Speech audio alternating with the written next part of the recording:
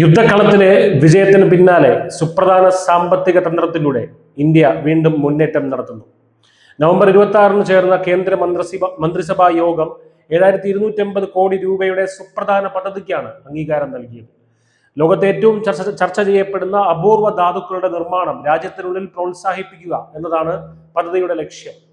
പ്രതിവർഷം 6000 metric ton ഉൽപാദന ശേഷിയാണ് ഇതിലൂടെ രാജ്യം ലക്ഷ്യമിടുന്നത്.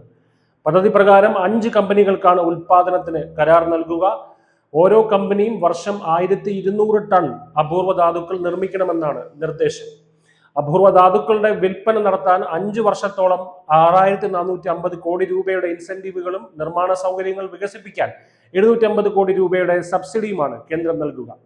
അപൂർവ ഭൗമ ഓക്സൈഡുകളെ ലോഹങ്ങളാക്കി മാറ്റുന്നത് മുതൽ ലോഹസങ്കരങ്ങൾ നിർമ്മിച്ച് ഉപയോഗത്തിന് തയ്യാറായ കാന്തങ്ങൾ രാജ്യത്തിനകത്ത് തന്നെ നിർമ്മിക്കുന്നതിനുള്ള സമഗ്രമായ ശൃംഖലയാണ് ഈ പദ്ധതിയിലൂടെ യാഥാർത്ഥ്യമാകുന്നത്. ഇലക്ട്രിക് വാഹനങ്ങൾ, സൗരോർജ്ജ സംവിധാനങ്ങൾ, ഇലക്ട്രോണിക്സ്, എയറോസ്പേസ്, പ്രതിരോധ മേഖല എന്നിവയ്ക്ക് നിർണായകമായ ഈ കാന്തങ്ങളുടെ വിതരണ ശൃംഖല ശക്തിപ്പെടുത്താൻ ഇത് സഹായിക്കും. നിലവിൽ അപൂർവ ധാതു സംസ്കരണത്തിലും കാന്ത നിർമ്മാണത്തിലും ലോകത്തിന്റെ 55% വിപണി വിഹിതവും ചൈനയ്ക്കാണ്.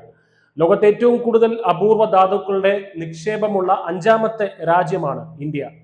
എന്നാൽ ഓരോ വർഷവും ആഭ്യന്തര വിപണിക്ക് ആവശ്യമായ 900 ടൺ ഇറക്കുമതി ചെയ്യുകയാണ് രാജ്യം.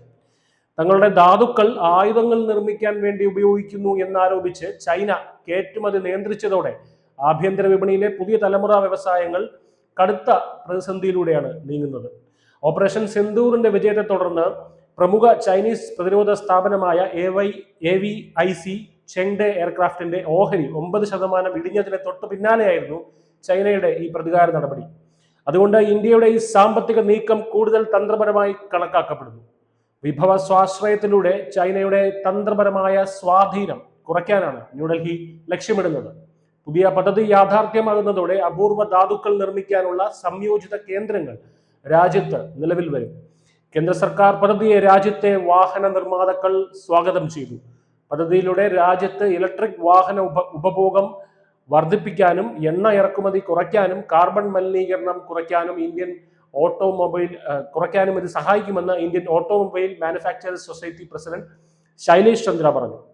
ഈ നീക്കം അപൂർവ ധാതുക്കൾ നിർമ്മിക്കുന്ന സുപ്രധാന രാജ്യങ്ങളിൽ ഒന്നായി ഭാവിയിൽ ഇന്ത്യയെ മാറ്റുമെന്നാണ് പ്രതീക്ഷ.